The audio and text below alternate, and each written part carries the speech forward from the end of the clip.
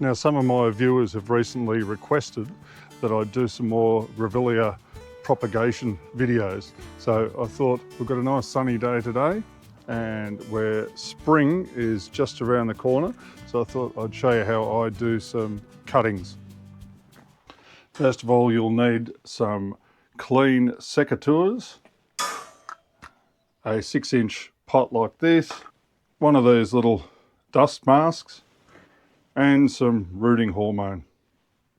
You'll also need some peat moss and some perlite. I'm going to mix the perlite and peat moss together to make our propagation mix. I've got a hold of one of these little miniature glasshouse type of things, so I'm going to give it a whirl today and I'm going to put the cuttings in this.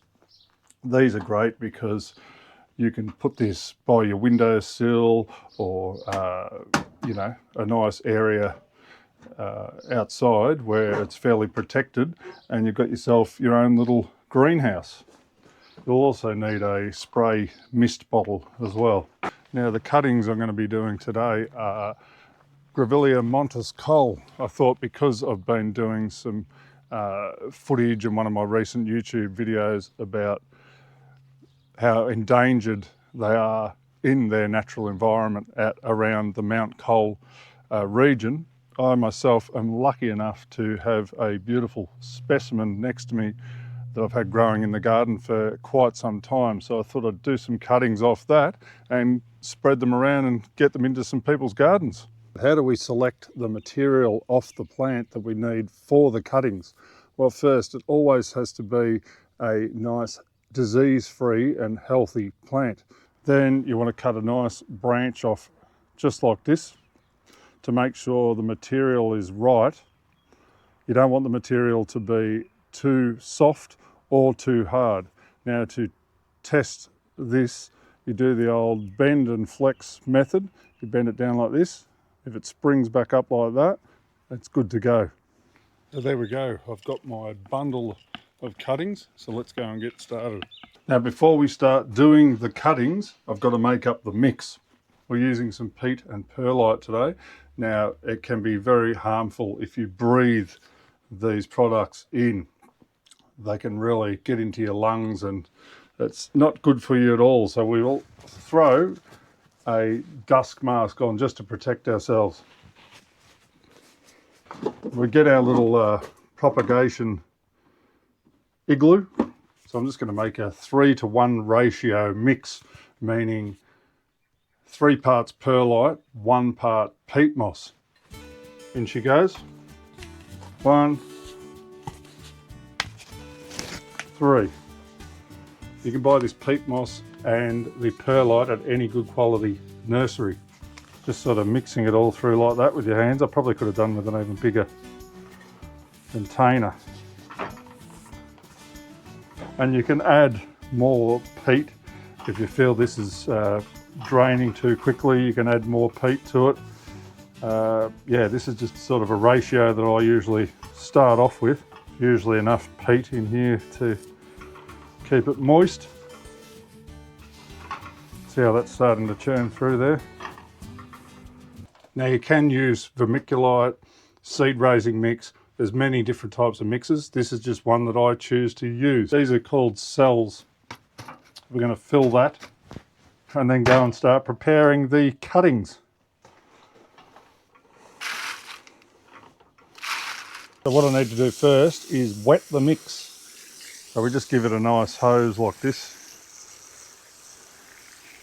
Just moisten it all up. So we just let that drain out now. I use this purple Clonex. I find it to be a really good product, and this helps guarantee you more success more of the time. You can use other types of rooting hormones, like there's a powder.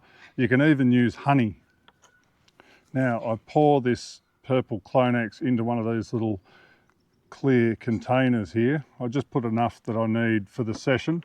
This prevents dipping the cuttings in the bottle and possibly contaminating the mix. Now what I'm going to do is just cut it just below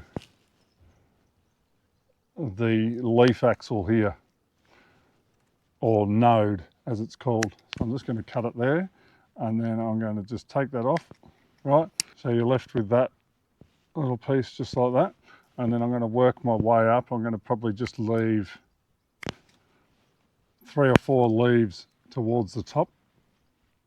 I'm going to take this one off here, and then I'm going to cut some of these leaves. I'm just going to trim them back a little bit.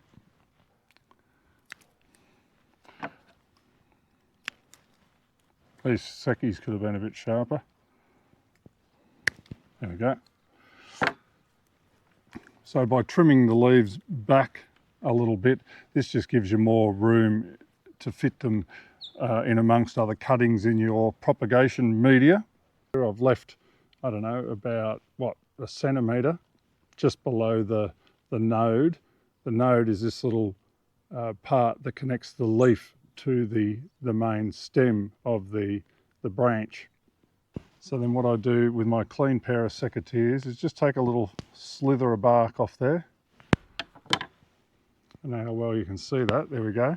So I've just exposed this little bit of flesh here, or a little bit of cambium. So I usually do that on both sides. Just take a little slither of bark off there. There we go. That's enough, that's all you need. Now this goes into your hormone. All right, so give it a nice dip in there. I usually wipe a bit off there. There we go. So that exposed cambium and bit of flesh is well covered with the rooting hormone. Now that goes into the mix. I've just got a piece of plastic off a pot, off a pot tag. And I'm just going to push that in the middle there. And then I'll just push the cutting in. There we go. That's it. Firm the cutting down.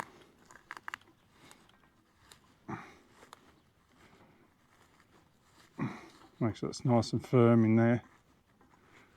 I might top that up later on actually too. There we go, there's one cutting. I always take any flowers or buds off because they take energy away from your cutting producing roots, and they can also rot inside your little greenhouse. So I'll just prune some of these leaves back. I do leave some leaf on there because they're like your little solar panels. I'll just prune that one up there. All right, same method. Strike that one down there. And on the other side. Okay. Into the hormone. And then into the mix. There we go. This is pretty much just a basic method. There's 1,000,001 different ways of doing cuttings.